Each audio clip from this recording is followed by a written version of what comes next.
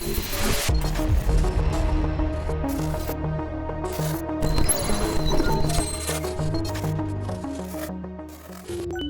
friends. Welcome to Silicon Slopes Friday Conversations. We're excited to have you here. And we're grateful again for our sponsors, Build Them Bless and Minky Couture, for continuing to sponsor this opportunity that we have. And today I'm excited to introduce to you our moderator, Dr. Krista Andersen, and our guest today, Chris Magleby. So I'll introduce Dr. Krista first, and then we'll get to know Chris as well. So Dr. Krista brings expertise in conflict resolution, mediation, and organizational leadership. Her research focuses on workplace policies and support women's well-being, the benefit of apologies, and the influence of self-care on work-life satisfaction. As the founder and CEO of FIKSAL, spelled F-I-K-S-A-L, but like fix all the problems, right?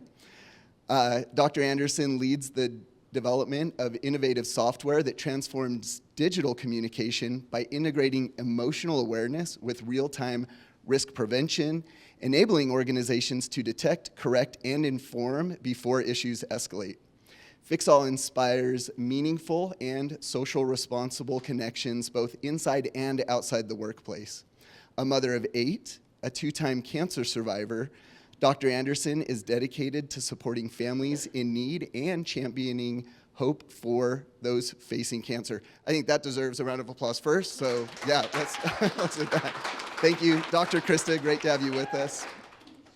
Chris, we're excited to have you as well. To introduce Chris, Chris is a graduate of the University of Utah, and I just learned you and your wife sponsor a scholarship there as well. That's correct? That's right. All right, we love that. So check it out. And they live in Cottonwood Heights.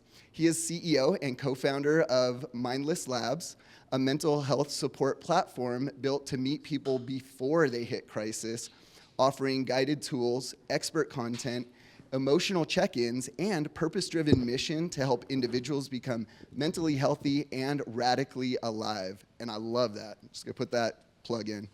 His work is rooted in his own journey through anxiety and recovery, and his belief that connection should be accessible. You have to help me out with that one. Destigmatized. Destigmatized, new word for me. So we want this to be accessible, destigmatized, and proactive. So please help me give a warm welcome to Chris and Krista. Thank you so much. Thank you.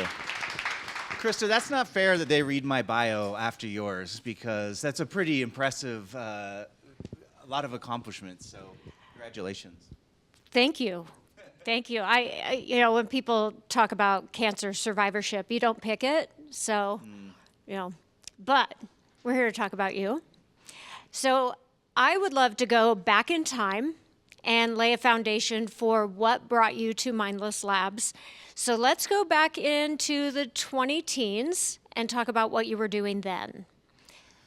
Well, that was a real fun time. First of all, I just want to thank you guys for coming. It's like, I know it's snowing like crazy, and we probably lost a few soldiers to the snow, so thank you for braving the storm and coming out. But this question that you asked this is probably the last 10 years in Salt Lake and kind of the greater Wasatch Front area. There's been an energy here that I hope you guys all recognize and take time to appreciate it, because it's really been pretty special. It's been special from a business point of view. We've had so many really impactful companies that were started here in the 20-teens. But there also has just been an energy. I don't know what it is, if like Salt Lake's coming of age, or it's just expanding, it's drawing people here. But you can feel the energy in everything that we do here. My dad grew up in the Bay Area in the 60s. So he was like going to Grateful Dead concerts in the 60s in the Bay Area. And that place had a special energy. I think of like New York in the 80s or LA in the 70s. Each city has this special energy. I think Minneapolis maybe is feeling something right now. Theirs is one of change, and maybe there's some difficult energy there, but it's energy that's unfolding. Salt Lake has had something for the last 10 years. and you can feel it at when you go to a concert. There's live music happening. There's energy in the city. New restaurants, new bars are opening. There's something very magical here, and I think I'm a product of that. I think we all are, and I'm very grateful for it. The other thing that was happening is there was a lot of innovation, and there still is. And to be part of that innovation was and is a real blessing, and it's just energy. The energy comes from. That's how we create things, is through energy. So I was happy to be a part of that. I worked for a company. Well, I owned a company that we did software for. We provided software for healthcare providers. We did patient satisfaction and employee engagement surveys, and that really kind of started to explode in the 2010s, the late 20-teens, when everything else was exploding here. And so it was really fun to be a part of that. I look back at that, and there was just so much going on. There was a roaring social scene. Every day going into work was a roaring adventure, and I really am grateful to have lived through it. So I don't know. Does this align with you guys' experience of living here for the last 10 years and how it's felt? Yeah, I see you guys nodding your heads. Yeah, so I was a part of that, and I really loved it. And along with loving it, because I think many of us can relate to, we love something, we feel a sense of adventure, we're excited about it, and there's a shadow side to that, which is the pressure, the stress, the worry, the people whose jobs rely on us. What was that like for you? Well, I didn't really recognize it, but it was building, and it eventually demanded that I recognize it. And so it's hard to say exactly what contributed to the difficulties that I went through. I started having mental health problems in 2017, and up until that point, I felt like I had really never had one. I really never had dealt with anxiety, and in 2017, I had this nervous breakdown that I had a lot of stuff brewing underneath the surface that erupted and said, it's time to deal with this. And I think some of the pressures that you refer to influence that, but it also, it's very hard to point to one thing. There's a network of things that are happening within all of us. All of us are very complex, beautiful, wonderful, gross, ugly mixes of, all this stuff. That's the human condition. That's humanity. And mine said the difficult stuff and the things that I wasn't really willing to look at. Mine erupted and said, "You've got to look at this." And when it said you have to look at it, what did that mean for the work that you were doing? Did you still have to show up every day as a father, a partner, a leader in your organization? When you had to address that and you're going through that nervous breakdown, what did that look like? Well, it looked really difficult. I did still need to show up. At work I had a great team around me. At home I had a great partner, and I have great kids. And so I have a huge, my family's very loving. I have a good relationship with my extended family, and I have a large circle, a large network of friends, and they all helped. Literally everyone I knew helped me during that time. And so at work, I was able to still work sometimes. This started in 2017, and it really lasted until the end of 2019. And so I went through, about 2.5, 3 years of a really difficult time. But during that time, things were up and down. Sometimes I was fine, and then sometimes I couldn't get out of bed. In 2019, there were times that I had to take a leave from work, and I remember I was supposed to get on a flight to San Antonio to go meet with a client, and I had to call one of my executives that were working for me, and I was like, Jeff, I've got to have you go on this flight tomorrow because there's no way I can drag myself to the airport. And he was like, of course, say less. I'll be right there. And so, there were times at dinner I remember that my wife's sitting right here. She could see me just kind of going inward and spiraling. And to me, I thought a lot of times I thought the escape from the anxiety was to outthink it. And so I would go inward and I would just be like trying to think my way out of the way that I was feeling. And, she was very kind and very helpful at kind of nudging me back into reality, because the escape from that type of anxiety is not by outthinking it. The escape is being present in the moment. And when you're very anxious, that's one of the hardest things to do, is to be present in the moment. In your intro, the word destigmatization came up. New word for us. New word for us. Destigmatization. With destigmatizing mental illness or stress, anxiety, were you open with people about what was going on, or were you not? And where did you feel safe expressing these feelings that you were having, the experience you were going through?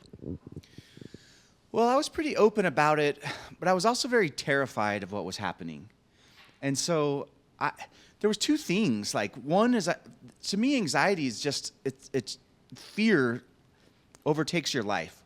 You think of the worst case scenarios, you play out the worst case scenarios in your head, and then you kind of attach to those outcomes, and you feel them, what they feel like. And it's just, it's just a very fearful feeling. And so I was pretty open about what I was going through. And there was one time where I pulled my staff aside and I told them, what had happened and how I was feeling. And they were very supportive and very kind and loving. And but at the same time, I was very afraid of that I was afraid I was losing my mind, which is actually where the name Mindless Labs comes from. Yeah. I thought I was going to lose my mind and I was going to need to be committed somewhere. And that was my biggest fear. And so I was willing to talk about it. I've got 4 sisters. My mom's right here, and they're all great role models to me. And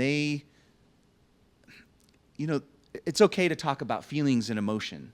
And I've always been surrounded by great women. In my last organization, there was a lot of women in leadership, and then throughout the company. We worked in healthcare, specifically long-term care, which is full of female leaders. And so I've just been around strong women that have kind of taught me to have a higher emotional quotient, an EQ, and it's okay to talk about those things. So I was okay to talk about my mental health challenges. And that's remarkable, because that's not the standard. I think even for a lot of women, talking about their emotional health feels very heavy, because there could be judgment or feelings of less than. So what advice might you give to somebody who is in a position of feeling like they have all these expectations on them, and they are supporting a family or working in their job, their career, who are struggling but don't feel like they have anybody they can go to? Well, one of the things that I got taught early in my career, which has really stayed with me, is when you clock into work, you do not leave your humanity at the door. Your humanity is actually what makes you a valuable contributor to your workspace, especially now. I mean, you've got technology that's probably can outthink you. Yep. And we used to think that our intellect is what makes us valuable as humans, and that's still a part of us. Our intellect is important, but you've got technology that has a better intellect than you do. And so what's our value? Our value is all of our humanity. And it's the way we feel, it's the way we connect with each other, it's our intuition, it's our capacity to love, it's our resilience. And you have to, I want to say you have to shake hands, but it's not shaking hands. You embrace and embody that, and it's okay to be human. It's okay. I mean, that's one of the reasons that we're trying to do this, is say it's okay to lose your mind sometimes. It's part of the process. And let's segue to that you mentioned 2019 is when things really kind of resolved for you in this crisis you were having. What happened in 2019 that turned that corner? Well, I went to a lot of therapy during these 3 years, and things would come and go. And so in the beginning of 2019, I was really starting to feel a lot better. And in the summer of 2019, I took a nosedive.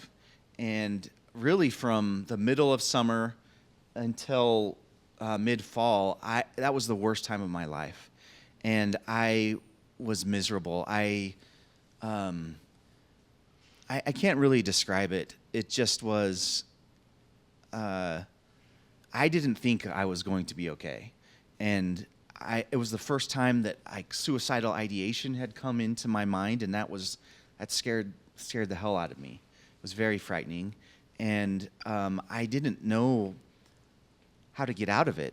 And luckily, I got a new therapist who started doing some new treatments, and I got into a psychiatrist. Getting into a psychiatrist is very hard, by the way.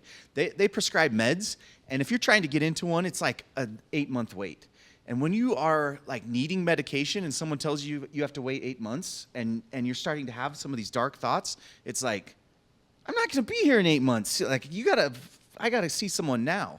And, that's one of the challenges we're trying to help with at Mindless, but that's a frightening thing. So, but anyway, I finally got into a psychiatrist. She helped me. I'd gone to see my doctor. He put me on like an SSRI that was making things worse. I got into a psychiatrist, and she was like, absolutely, you should not be taking an SSRI.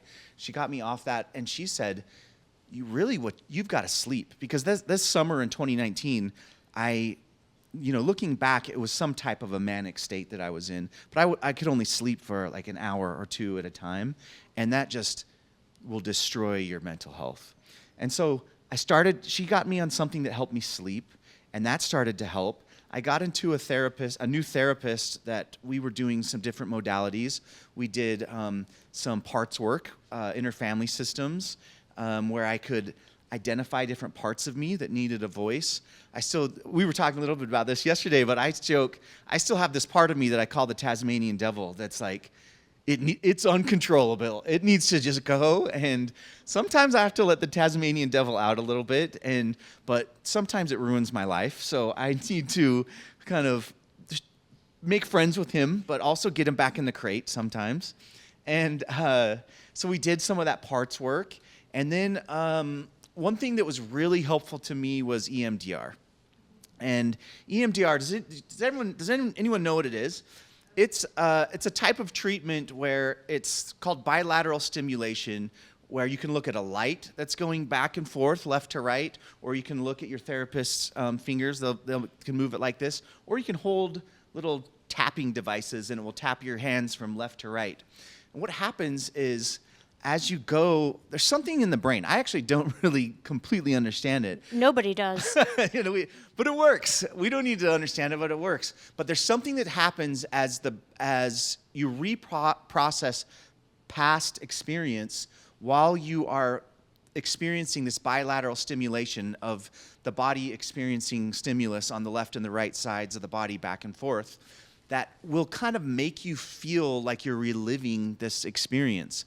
But you can relive it from a safe place. My therapist would say, imagine you're on a train going by and watching this happen. Don't get into the weeds and feel this again, but you are going to feel it a little bit, but you're not going to completely re-experience it.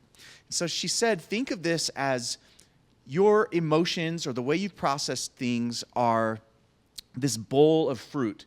And the bowl of fruit is kind of spilling out everywhere, and it's not very well organized. You know, the bananas are on the bottom, they should be on the top, and you got all this stuff, and maybe there's even a cucumber in there that shouldn't be in there. And what we're going to do is dump out this bowl of fruit, and we're going to reprocess it. We're going to put the fruit back in an orderly way so that it fits within the container. And that's exactly what you do when you do EMDR, is you reprocess some of these traumatic experiences, and you put the fruit back into the bowl into a manner that fits, and you can kind of heal from some of this traumatic stuff.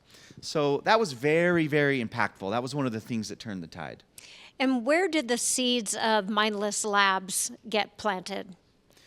The origin of this incredible. So this is really interesting because it has a lot to do with Silicon Slopes. And in 2019, you know, this is before the summer that was very difficult. I was starting to feel better. And, you know, I had been introduced to a lot of Eastern philosophy, and I was, you know, bringing mindfulness into my life. I had learned a lot in these 2 years up until this beginning of 2019. And Silicon Slopes had summit at Salt Palace. And this was one of the summits that was humongous. There were so many great speakers. I talked about that energy. This event had this great energy. And so I'm going to all these classes, and I see one that's about mental health. That's kind of interesting for like a tech conference to have a session about mental health. So I go into this session, and this is a breakout session, and this session is packed. It's easily the most attended session at the conference, and I come in, and it's standing room only. And they've got some people from the University of Utah talking. They've got some tech leaders. You know, they're talking about something that they're developing to try to help people. And they're also taking questions from the audience. And there is a line of, I would say, 20 people in line for the microphone to ask this panel at a tech conference about mental health problems. And this is when I realized I thought this problem was just me. I thought I had this mental breakdown, and I was unique in this. And I realized everybody is going through something. And maybe it's all the energy here, but it's not just Salt Lake. It's like everybody, there's a change that's happening. And I have my personal beliefs that we're kind of changing from the old way of doing things into a new way of living and experiencing life and existing. And that's difficult. We're going through a difficult transition. And as I was in this session, I was feeling pretty good at this point, and I just felt the resolve that I had to help and do something. And so this planted in me, and I was like, okay, what can I do? And then I backslid pretty back, and then it was like, okay, how do I survive? And then as I started to feel better, the craziest thing that most of us have gone through happened. And in 2020, the pandemic hits, and all of a sudden I see all of my staff start having a very difficult time. And the irony is that's when I was feeling my best. So I was finally had gotten the help that I needed. I had started to change my mindsets. I was letting go of these false beliefs. I was really exploring my inner self and the inner workings going on there. And I was feeling good. And then the pandemic hit, and I was very proud of myself because I didn't backslide. And I was able to use the tools that I had been taught and the resources that I had to build this strong foundation, and it worked. And it was like such a watershed moment. It was a real exciting moment. And then what I did is I started sharing all that stuff that had helped me with my staff. And that really gave me a strong sense of purpose, and I really enjoyed it. And so each week, on Friday, I would send a newsletter to the staff about, here's what's going on, because this is the first time we're working remotely, right. And so we've got to try to communicate of what's going on at work. But then I also was saying, okay, here's what's happening in the workplace, and here's how you can take care of yourself. Here's some things. Here's a gratitude practice. Here's a mindfulness practice. Here's something. If you do an act of service, here's why this could potentially help you. And I think that I had a lot of my staff talking to me about how those things were helping them. And it really just started building this fire of, I've got to help. And I think that I've got some real life experience that I can help. I think the mark of a great leader is seeing the humanity in the people that you work with, and giving them the space and grace to be human. And so I'd love, just acknowledge you for that. When did you start Mindless Labs, and how did you decide to enter the marketplace, if you will? Give us a feel for what Mindless Labs is and what your mission is. So, as I exited the last company in January of 23, and I actually was planning to stay there. As I got working, we sold to a great company that they kind of rolled us in with a few other companies that were similar to us. Great culture, great people, great investors. It was, we were very fortunate. But as I was in my new position, I had gone from CEO of Pinnacle. We got acquired, and I became the chief strategy officer of this new company that was quite a bit bigger. I was really enjoying that, but I just had this burning sensation in me that I needed to help. Two of my very dear close friends passed away at around this time. It was a couple with two young kids, and they passed away within 6 months of each other. Mental health was a big factor in their passing, and I was just like, I can't wait. I've got to go do something right now. And so I went, to our investors. I went to my boss, and I told him what was going on and that I felt like I needed to go do this. Originally, I was going to kind of stay there part-time and then go do this on the side, but they understood that I needed to go do it full-time, and they were so gracious. And I'm still to this day very appreciative of them. They're still very successful, and I'm proud of that company.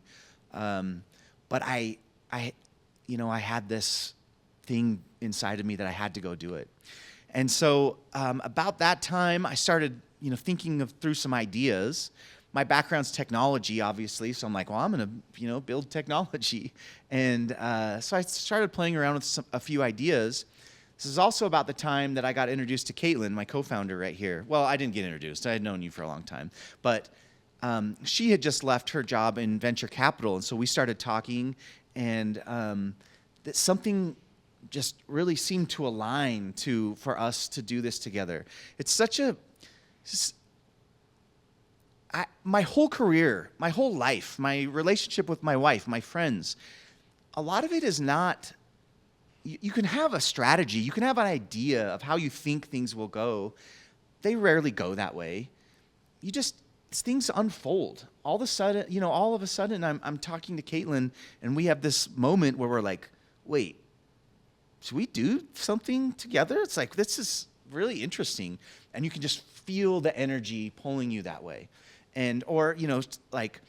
She got invited to this conference, and I keep thinking about her as maybe being my co-founder. And she texts me out of the blue. She's like, "This is weird, but I just keep thinking about you, I should invite you to go to this conference with me."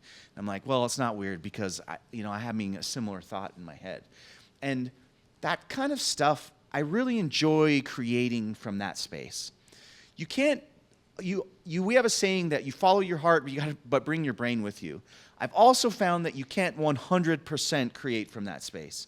When you try to just go with the flow, it's like sometimes the flow leads to the gutter, and that's not the best place to be. And so we course correct a little bit, but most of the times the flow will take you to places that you could have never imagined and are so much more beautiful than what you would have created yourself.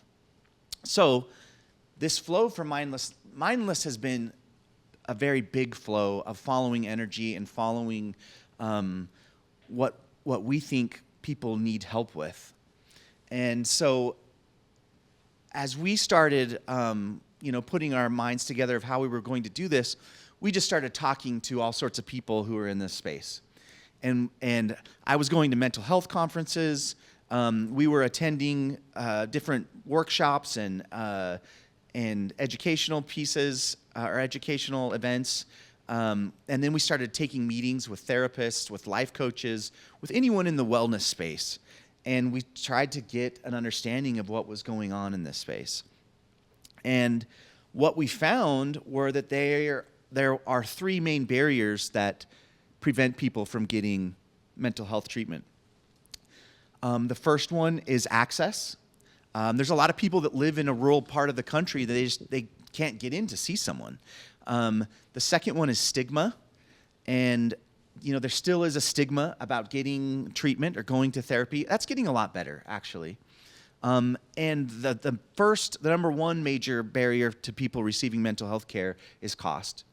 And I think that's easily the number one. And I think even though it's number one, I think it's still,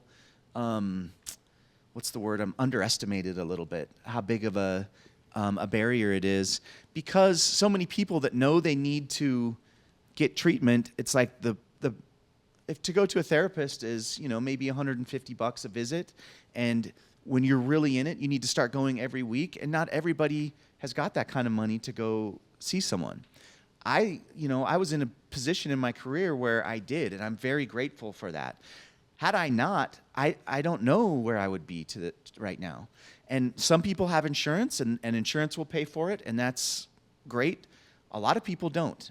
And so for us, that's a big part of why Mindless exists, is to help with all three of the barriers, but specifically cost. How is Mindless doing that?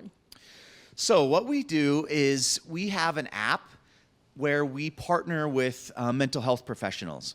So we have all people in all of the spectrum of wellness. So we have licensed therapists, and we also have integrative wellness practitioners and alternative facilitators, all sorts of people who are contributing content to the app. And there's guided audio practices, guided meditation, and there's also articles, education. We have different assessments. One of the best ways to improve your mental health is to start assessing it. If you assess your mental health every week, that's been proven to improve it over time. So in the app, we have these different recognized assessments, like the GAD-7, which is general anxiety assessment that you can take every 2 weeks, or the WHO-5 or the PHQ-9. And we have all this content that's available in the app, and it's all free.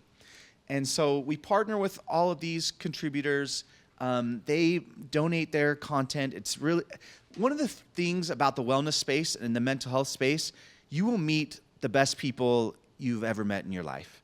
You will meet all these people who just really care and are trying to make a difference and want to help others. That's been very inspiring. Almost every person we've met with in this space has said, yeah, I want to be involved. How can I help? And when they get involved, what does that look like? Let's say somebody is a licensed therapist or integrative practitioner. What are you asking them to contribute? So first of all, we'll list them in the app so that people, we have a directory of our professionals that we work with. So people can find them, people could reach out to them, they could work one-on-one with them. What we're asking them to contribute is either some educational articles, articles that are reflections. Some of them, are more creative, and maybe they'll write some of their own feelings and their reflections of going through something difficult. And then one of the most valuable things is they will record a guided practice for our users. And so you can go in there, and I talked about parts work, inner family systems. If you've never heard of inner family systems or parts work, it's a lot like Inside Out, the Pixar movie. And so in that Pixar movie, like each of your different emotions has a different character in this little girl's head. That's essentially what you do in parts work, is you have a little different character that you talk to, and it's a different part of yourself. So we have some therapists that have recorded practices of how you can start doing some parts work on your own. They'll give you some safety parameters, and they'll give you some advice and some education, and then they'll guide you through this is not necessarily a meditation. It's kind of some work you can do on your own, a practice to do parts work. So as you're learning about the different modalities that that therapists or different wellness professionals use, you can learn about the modalities in the app, and then you can actually go practice some of them on your own. And if you like it, then you could reach out to some of the therapists that we have in the app. And if you're local, because therapy, they have to be licensed in a certain area. If you're local, you could work with those people. Some of the life coaches that we partner with, like one of the newer ones we're talking to is a life coach for empty nesters. As someone's going through a transition in their life, it can be challenging. And so she's worked with people who have gone through these challenges before. So, there might be something you need to heal from, and you could work with a therapist. There might just be a challenge that you face. We have a partner who does a support group for student athletes who have mental health problems. They face unique challenges that only they face, and there's a support group, and there's help for them. So you can find that organization in the app. So everyone's got something a little bit different, and we're trying to bring all of these wellness providers together. And then as people are using the app, they can find a practice that works for them, and they can do a few of those practices. And if they really like it, they could go find a professional and work directly with them. And because this is a business, let's talk about the business side of it, right? You've been a CEO, you've been a founder. What is the business side? Because businesses are meant to make revenue. Well, we have a joke that the P&L at Mindless is mostly L at this point. But we're really excited about the business side. And this is kind of actually the fun side of the organization. And this is where we've been getting a lot of support and help on this side. So we have, because we wanted to keep the app free, because cost is such a big barrier, I have experience in technology, and I know that when you sell technology, you have to really try to reduce your customer churn rates. Anyone who's in technology knows you're just always looking at your churn rate, and you don't want your customers to go off.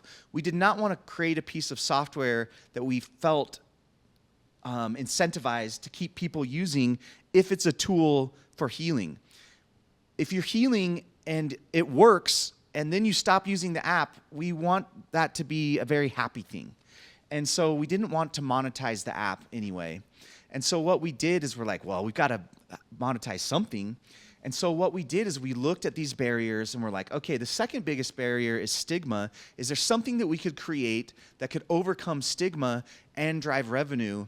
And that's when it's really interesting. Two of my friends are here that actually helped me.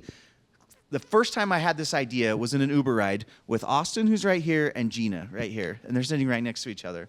And we were talking, and Gina was talking about a sweatshirt that she has that has a QR code on it. And Austin is in the fashion industry, and we just started like spitballing. And I was like, wait, what if apparel was the thing that we started selling, and it could like connect people to these tools, and then we could partner with artists and do like interesting drops that are about mental health, and it could be something that would be conversation starting. And it was like, wait, I talked about this flow. This was a very flow moment that I think we could do apparel. And so as Caitlin and I kind of started playing with that and putting it together, that's what we decided to do. And so Mindless, we have an apparel line that all of the items from the apparel line fund this app and the mental health resources that we offer. And then they also have a QR code on them. I'm wearing one, but it's a t-shirt, so my QR code's up here, so I can't show it to you. But they have a QR code on them that if you scan the QR code, it takes you directly to the app. And so the idea is that there's people who need help, and there's people who want to help, and we want to bring them together. And so the people who want to help can buy the apparel. It's got something interesting on it. Someone's probably going to make a comment on it as you're at the airport or wherever. The hoodies are great to travel in, by the way. All my friends travel in the hoodies. And so, as you're traveling and someone talks to you about the hoodie, this is a time to bring up the resources that are available. They can scan the QR code, they can download the app, they can share it, they can use it themselves, they can share it with people they know who are struggling. But the idea is this is a way for us all to connect and to share these free resources that we provide. I think that's a brilliant way to monetize it. Let's talk about AI and how you envision AI as part of Mindless, and where is the mental health space going in the age of AI? Well, AI's, I think it's a beautiful tool, and it's definitely disrupting everything, and I think that's okay. If you look back at our history of innovation, there's always been disruption. I remember watching a scene from a movie. I can't remember which movie it is. Maybe it's Wall Street with Danny DeVito, and they talk about, the very best buggy whip makers were the last ones, and they survived the very longest, and they were the best ones. But eventually, we just didn't need buggy whips anymore. We had cars, but we adapted, we changed, and we learned new things. And AI is doing that same thing right now. It's the car. We're in this industry of horse and carriage, and AI is coming, and it's the car, and it's okay. We're going to adapt to it. We're very resilient. I think when you look at, I mentioned this earlier, we now have something that can think as well as we can, and probably soon will be able to outthink us. And what that's going to do is that's going to open up the rest of our human faculties, and that's what's going to become valuable.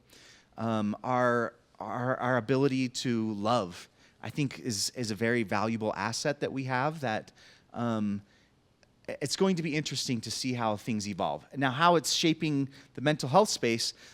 Did everyone see? I mean, there was an article a few months ago about a kid that took his life after talking with ChatGPT. Did you guys all see this? It's very tragic. To me, that's an extreme edge case. How many people are using AI and interacting with it? I don't know, billions maybe now. And there are some instances where that's happening. Now, I'm not trying to minimize that because I think it's a problem. I think there are ways that we can use AI in mental health, but I don't think like an AI therapist is there yet. Maybe one day it will be. I look back at some of my conversations that I've had with my doctor. I remember him telling me once that this is when I was younger, and he's like, "Are you on any meds?" And I said, "No." And he's like, "Oh, that means you're healthy. That's a sign of a healthy person." My doctor telling me that one time, a long time ago, has stayed with me all this time, and I still think about it. When I'm taking my sleeping pills, I'll have something inside of me being like, I'm not healthy because I'm on medication. And I'm saying this example because that's the influence that a doctor can have on you, and you can have these things go into your mind and they stay with you forever. And you have to be very careful of AI taking the position of your doctor or your therapist or something that has some authority over you, because they can tell you something that could stick into your mind forever and always influence you. And AI is changing drastically. When ChatGPT, I use ChatGPT. I know everyone's kind of switching to Claude now, but when Chat was on its 4th iteration, it used to be very, I don't know if you guys noticed this, but it was very kind of, what's the word, ethereal? Affirming? It was very It sycophantic. It was affirming, you said? but it Yeah. was also like, ChatGPT 4 was a hippie. Yeah. Like if you talked about science, it would say like, oh, this could mean the existence of God because of this. And it was very willing to explore those type of things. OpenAI clamped that down, and they released the next version that's not doing that, and now it's very scientific. As a matter of fact, if you try to explore, some of these philosophical things that could be a little more out there, it will rein it back. And what I'm saying is, these AI tools are very much influenced by the people who are creating them.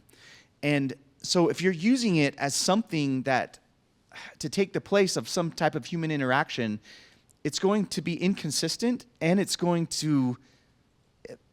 could be problematic. And so I think maybe one day we will have AI therapists, and they can stay within the boundaries and the guidelines, but I don't think that day is here yet, and I don't think it will ever be here completely. Part of the reason why working with somebody else works so well is there's a human exchange, and you feel the energy. And as a matter of fact, it's why I don't like doing therapy over Zoom. I'd rather be in person for it. I will do it over Zoom, and it works okay, but I want to feel the energy exchange that another person and I have. So I don't think we should use AI for that yet. Maybe there's a room for it in the future. But what it can do, and what's really awesome, is it can educate you about what exists. So, for example, we're working with an AI company who is looking at building on a layer to our app that when you come in, it's going to ask about you, and it's going to understand who you are and what challenges you've gone through. And it's not going to try to be a therapist and guide you through those things. It's going to try to connect you to the resources that can help you through those things. So you come on and you say you're a student athlete that's dealing with this different type of anxiety. It could say, okay, here's a group that I think that you could benefit from and be a part of the student athlete guild that has mental health problems. And here's some articles that could help you. And here's a modality that has been proven to work. Maybe let's look at DBT or CBT or something like that. And AI can be very educational. And I think that is like amazing. And so instead of you having to navigate it on your own, AI could point you in those tools. Or if you're interested after hearing about interfamily systems and parts work, go ask ChatGPT about parts work and have it explain it to you and the origins. And are there any books that I can read about it? That, to me, that's amazing. I think AI has, I think there's a lot we don't know. Right? It's going to be interesting to see how it unfolds in this year alone. How can people get involved with Mindless Labs? How can we as consumers and individuals tap into using Mindless Labs? Well, first of all, you can find us on socials at Mindless Labs. Find us on Instagram. You can find our website, mindless.org. The thing that I would encourage everybody is just share the resources. If you know somebody who's struggling, share the app with them. Rex, you and I were talking earlier, and you're working with all these great people who are transitioning out of incarceration back into society. Please share the resources. Share the app with them. It's all free. There's a lot of helpful stuff in there. So, share the app with anyone who might need help. If you're feeling a little down and you need something, there might be some things in there that could help you.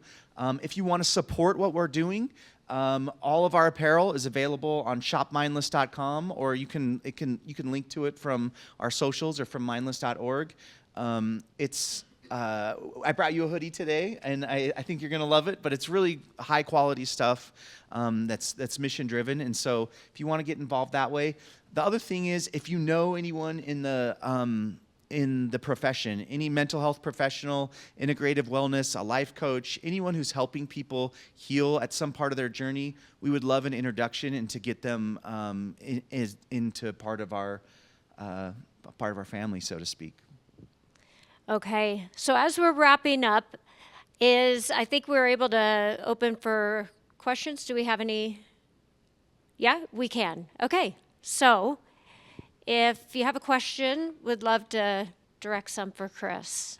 Hi, thank you for sharing your experience, Antonio here. Do you have any data or any studies that you've conducted with people that have all these struggles? I'm talking about the workplace, where there are like certain incentives, like travel-related incentives, or even going to concerts together. Like I saw the other day this study about people in like dentistry. How, especially the owners, the dentists that have all this pressure built up and everything, and then there is staff that are talking all the time.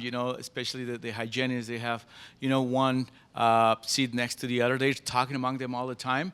And these groups, they tend to travel together. Like they even go to concerts with their significant ones together. Do you have any studies that back up anything related to, when employees travel or use this type of incentives that might actually work them mentally? Well, it's a very interesting question. I don't have anything specifically about travel, but what I do have is one of my favorite studies. I used to reference this all the time when we were working with healthcare providers. This is a study out of Wharton, probably about 15 years old. The title of the study is called "What's Love Got to Do with It?" So you could look that up. and two professors out of Wharton studied organizational behavior, and they looked at employee engagement levels for organizations that had a culture of what they called companionate love. And so they actually studied love in the workplace, and they found that this is not romantic love, but it's like a friendship love. And organizations that tested high for the employees loving each other and caring about each other had much higher employee engagement scores. They had much lower like non-show percentages of nurses not showing up for shifts. The study was done in healthcare, but it spans all industries. And one of the most interesting things is that organizations where the employees loved each other, they had a lot higher patient outcomes. So it actually helped patients heal to be around nurses that cared about each other. So just being around people that they cared about each other really helps elevate an organization. So the extrapolation from that would be people that are traveling together or going to concerts together or enjoying their time together, they're building relationship, they're building that culture of love. And that, you know what, that's what we want as humans. That's makes sense. This is common sense. It's like we want to connect, we want to feel love, we want to be together with the people we care about. And when you have a work culture that's like that, that work culture will outperform another organization that doesn't have that. Hey, Chris, this is Rex from Guardian Foundation. So my question to both of you, but I'll direct it to you, Chris.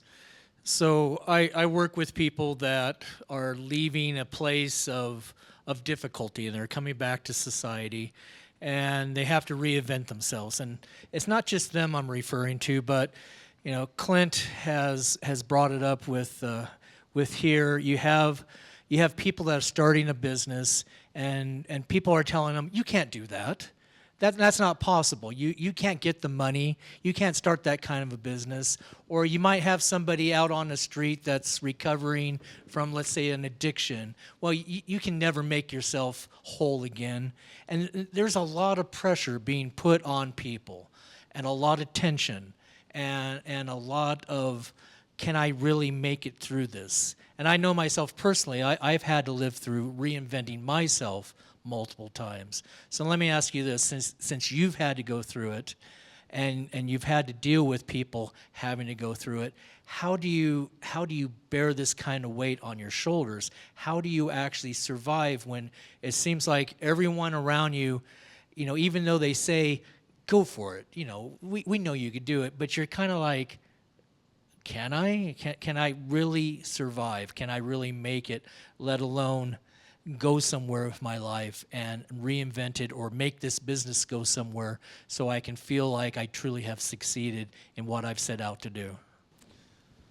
I've got something to say about that. I don't know if you want to chime in on this also. To me, this is part of the human condition and the human experience. These are very old problems of what you're talking about is identity. And identity is a prison. When you have an identity of who you think you are, it will trap you in that. And, you know, in Eastern philosophy, they talk about ego a lot and trying to detach from the ego. Ego is a story. Your ego is just a story about who you think you are. And it's not real. So no matter whether it's somebody going through an experience that you're talking about, or any of us saying, you know, well, I'm a business person, you know, I'm not this, or I'm a welder, I can't, start my own business. All that is a story that you're telling yourself, and this is one of the oldest opponents that humans have been dealing with since the start of time, is overcoming our own ego, which is a story about who we are. And so you have to let go of the story of who you are so that you can become what you really are. And what you really are is much greater than any story you're telling yourself. Yeah, I'll chime in on that. I've gone through my own identity losses, and have named my ego. Her name's Barb. She shows up often. That's part of the internal family systems. But with, I think, having somebody, whether it's one person or several, who believe in somebody, who are that voice of, you can do this, and helping a person transition from the words, I should do that, to I could do that, to I will do that, or I can do that, I will do that, and I do that. And it's a transition, but it's identifying, this is who I was before, this is who I am now, this is who I want to be. But I think mentorship plays a huge role in somebody's capacity to reach their goals and their potential. And for individuals who have a drive toward humanity and wanting to see the best of humanity, I think it's on all of our shoulders to be open to giving people chances and being vulnerable ourselves to supporting somebody that maybe we feel, maybe we don't think they deserve it, or they don't think they deserve it. But the fact is, we all have to reinvent ourselves. Some people's labels are just worn on the outside compared to ours that are on maybe our hidden label. But the fact is, most people have done things in their life that could give them a label that they don't want to carry. So I think it's strong in the mentorship and people who believe in somebody. Thanks, Rex.